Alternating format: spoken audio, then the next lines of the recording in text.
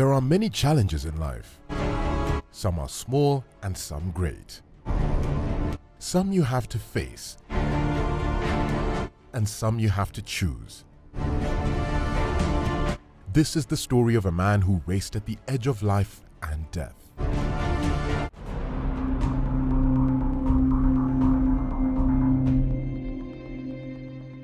When the story of a Kenyan biker is finally put to tape, one man's narrative will feature prominently and graciously. It will not be the story of the Bikers Association or its failures. It will be the story of champions. It is the Honda 1000 cc. But when that story is told, it will be told alongside the story of one Kennedy Marete Wakili Timam.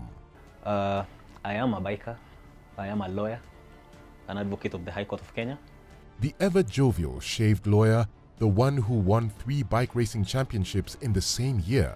I consider myself a jack of many trades, but my favorite of them all is life on 2 wheels, or rather life on motorcycles. This is the story of a man who once dared to believe in the speed racing sport and joined motorists through safe riding until a fateful accident happened. The story encompasses the beauty of riding through adrenaline, of taking risks when everyone else shuns them, and a story about believing despite having every reason not to.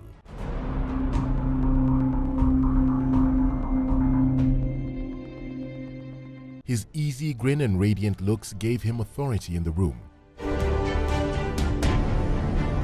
He has been riding a bike for over the past 5 years, which helps him keep a trim figure. With the expansion of the motorcycle community in Kenya, it is necessary to interact with and join the destination chasers.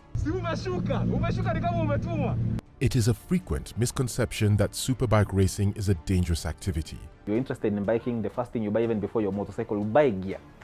If you hit tarmac, if your head makes contact with tarmac at the speed of 20 kilometers per hour, just 20 kilometers per hour, you are likely to die on that road. But basically, good training, good gearing, and good discipline. Like, be a good person. Let people pass. Give people way. Be kind to pedestrians. Be kind to other road users. It makes a big difference. And it will also change the image that motorists, especially drivers, have for bikes. Because if you look at the cause of most accidents on the road is the ignorance that drivers have for motorcyclists. They don't feel like they have an equal right to share the road with them. Kenyans have just lately started to take an interest in superbike racing since the sport was first introduced in 1895. A new breed of dreamers and thrill seekers who are carrying the sport with them is overtaking the nation. Superbike racing is one of the sports that is developing the fastest in Kenya, with friends, groups and fans all working to make the sport a reality. Both supporters and detractors of superbike racing welcome this attention as proof that the sport actually exists. Kennedy Marete, who was formerly a non-believer, joined the destination chasers by putting up his helmet one day, and he has not looked back since. Kennedy Marete's passion for sport started in the small village of Meru, Mogoro, where he was gifted a HeroJet bicycle by his dad for being a top performer. Most of my childhood was spent in Meru County, mostly around Onkobo, a town called Onkobo, which is just 14 kilometers from Meru town. Since 1993, the Black Mamba has fueled his desire to realize his dream. As much as I was too tiny for that thing, I rode that bike until 2009. Loved it, and that is where my passion for motorcycles and things on 2 wheels basically began. Together with his best friend, Kenneth Gitonga, they traversed Meru County on their Black Mamba bikes. He was my best friend when I was growing up. We are village mates. Our dads have the same names. Our names are similar. We are both Kens. And we both had the same type of those Black Mamba type bicycles. This was Phoenix. Mine was HeroJet. We used to ride the hell out of those bikes.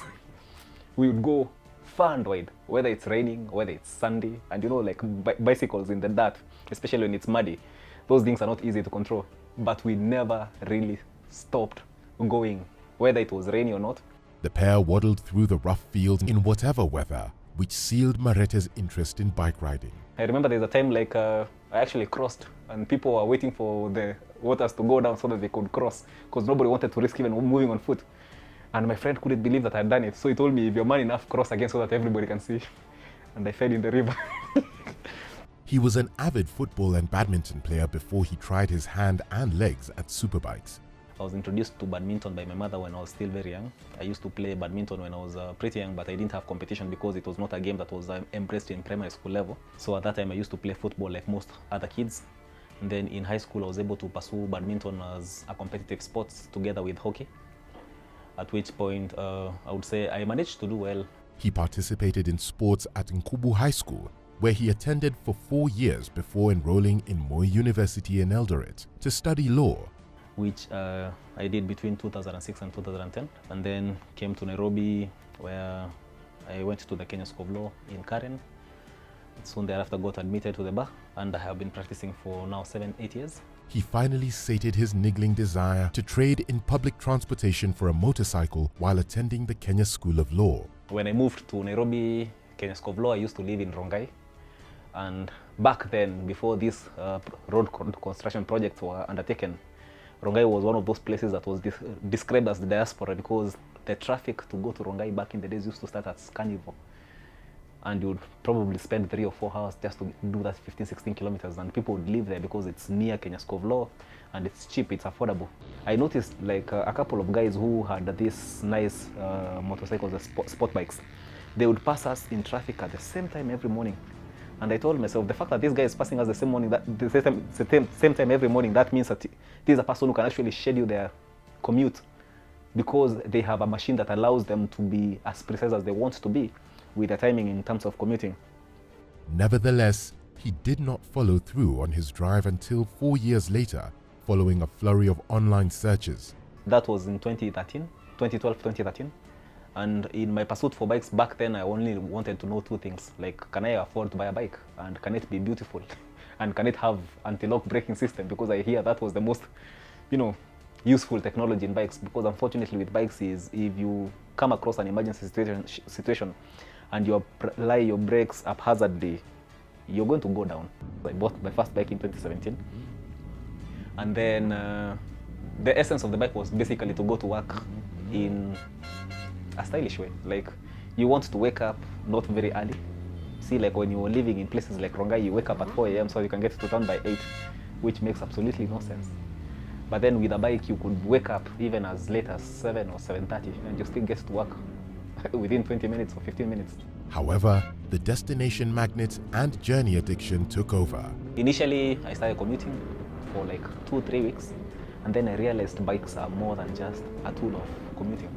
You can do so much more with it because the cost of owning one, buying is the most expensive part of owning a bike, because you have to buy a bike, you have to buy protective gear, and you have to pay for comprehensive training, which at that time, I think my budget was around 500,000 or 600,000 shillings, and it was just enough to get me started. But the good thing about a bike is once you get started, back then a full tank of fuel was going for like 13 or 1400 shillings, and it would take you for 400 kilometers. So I started noticing I can actually now travel as much as I want. I found myself traveling to my countryside in Meru more often, like almost every other weekend. It made my relationship with my family much better because now we are spending so much more time together, since now I'm able to actually go home without wasting too much time.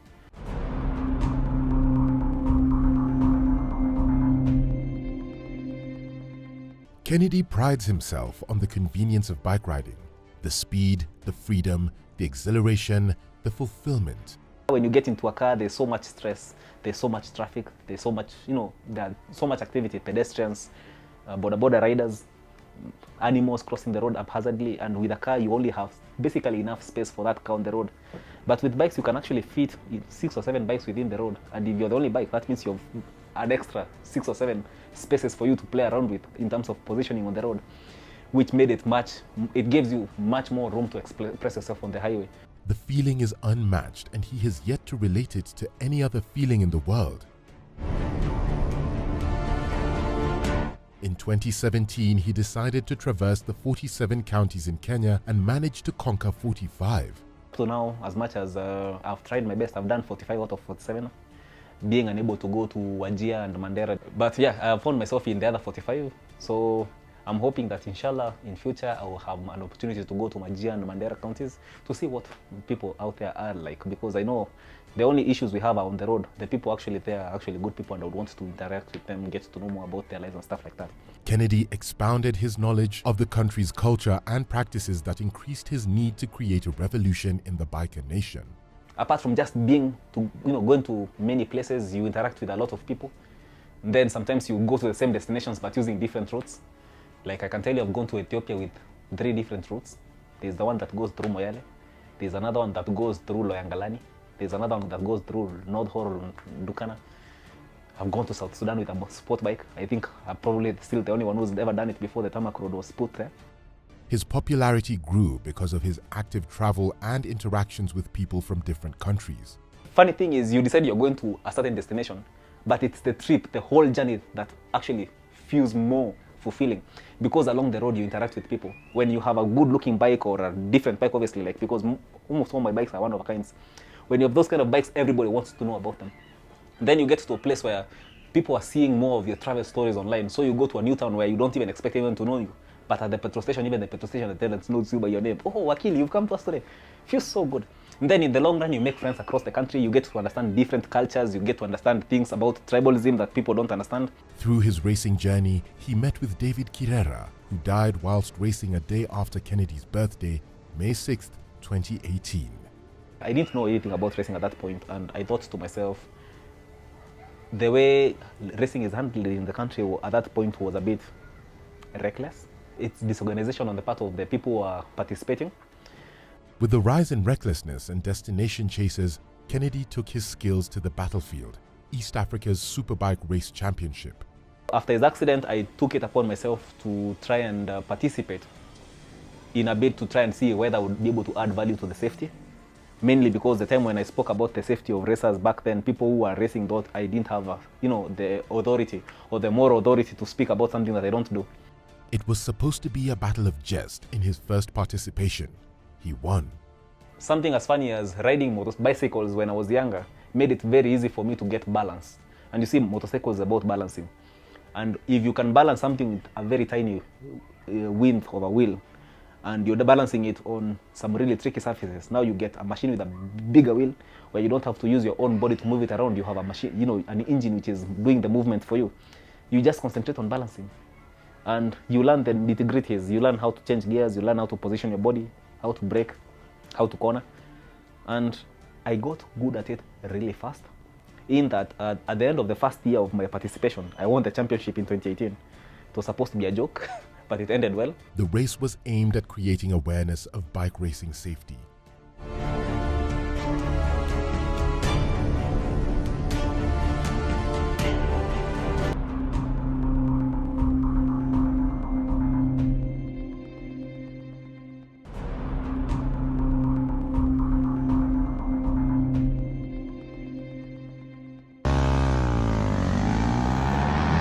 Kennedy prepared for 3 championship races in 2019, the Kenya National Superbike Championship, the European Superbike Association, EASAC, and MotoChamp.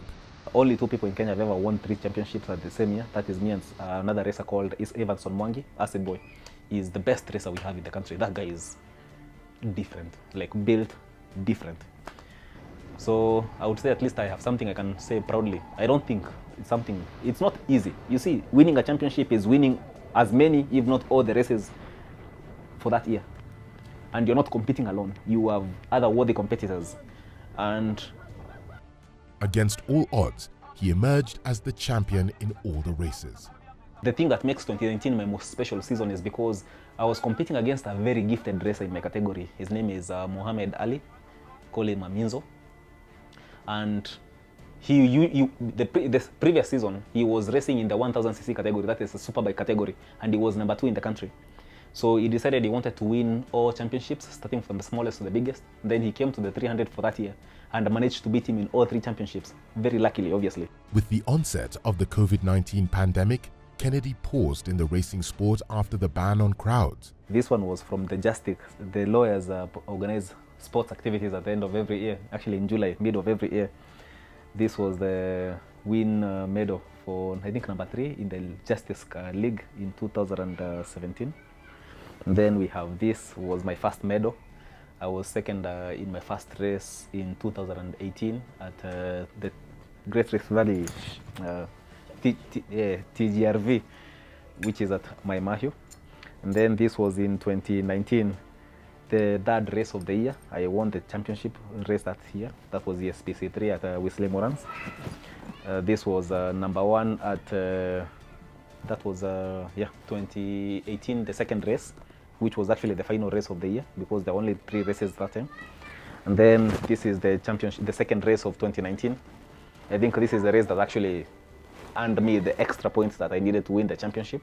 So this is my most special medal up to this point because on this particular day, I actually won money as well. People had placed a lot of bets against me to win, and I decided to equal all of them, and I was able to win. And despite the fact that this is the one that put me in the running to win the championship for the year, it also comes in as a very special medal because it's the one that actually showed people like I am not a joke anymore. That year, he only did 2 races, which were unfruitful as racers did not show up due to lack of training. So 2021 was supposed to be the year that was supposed to bring back the racing to Kenya. We participated in the first race in March of 14th of March 2021. 2021 brought good tidings in the form of a championship and a new adventure bike. I raced with an adventure bike against superbikes, and we had been combined like the 1000cc category and the 600cc category. And out of all the bikes in that category, that is, there were 4 1000cc bikes and 4 600cc bikes and me on an adventure bike, a bike which was not supposed to be on the track. Wakili had just bought a new adventure bike, which he broke down the day before the race. A brand new bike is supposed to be broken in before you are able to race it. I completed the breaking in the evening before the race. I went and serviced it, and then the following day was the first time I was riding that bike on the track. On March 14th, he beat all the other racers with superbikes except one, David Karuri. So he's the only one who beat me in that race, and that thing opened, like, you see, it's something that is not precedented. In that, if you look at the adventure bike world, where we have a lot of people in the world who own these adventure bikes, you know, they're rare in Kenya. It was, at that time, it was only one of its kind. They couldn't believe that some bloke in Africa took a Tenere stock with no additions, nothing, and managed to race it against superbikes and actually won the category, because I was top in the 600cc category and second in the 1000cc category. The win led to controversy amongst the Bikers Association. This led to Kennedy receiving a year ban from racing, which prevented him from fulfilling his passion.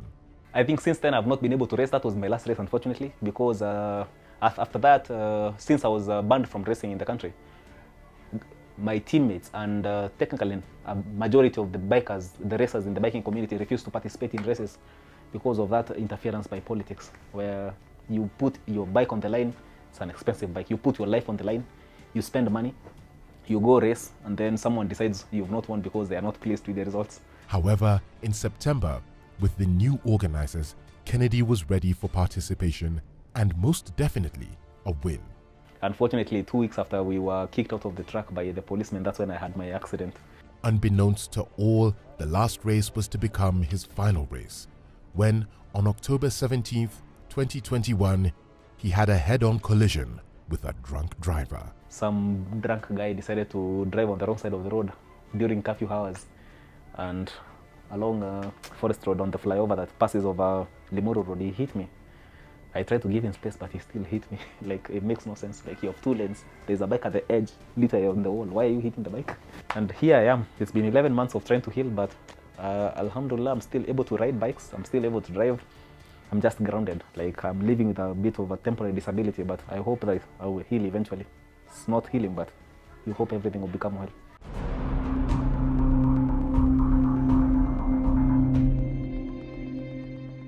He hit me. I tried to give him space, but he still hit me. Kennedy was riding home from work after a pro bono meeting. Given the nature of the meeting, he was officially dressed in a suit with his helmet on and some protective gloves as his only protection. The collision led to him sustaining injuries on both his legs and going back to being confined in a room for a couple of weeks. So a few friends actually did come through. I did receive some good support from my personal friends. But in terms of any organization coming through, no, no, not even a little. Only friends, the Private Bikers Association of Kenya and the Unified Bikers Association. During my healing, some of my friends took me in for, like at least so I don't have to stay alone when I'm injured. So I was able to stay with a friend for about 2.5 months. I did another surgery. After that surgery, I was now able to express myself. And in February, I came back to my house. And I've been here since then. With the prevalence of COVID-19, Kennedy was able to attend court virtually and perform legal work from the comfort of his home. I only have to attend court when it's maybe sensitive matters or family matters or criminal cases. Everything else I'm pretty much able to do from the comfort of the house. So at least I've not been grounded completely. But still there's that effect of people being shy to give someone who is disabled work. 11 months later, Kennedy's confidence is building up and he takes his Octane racing motorcycle and ignites it.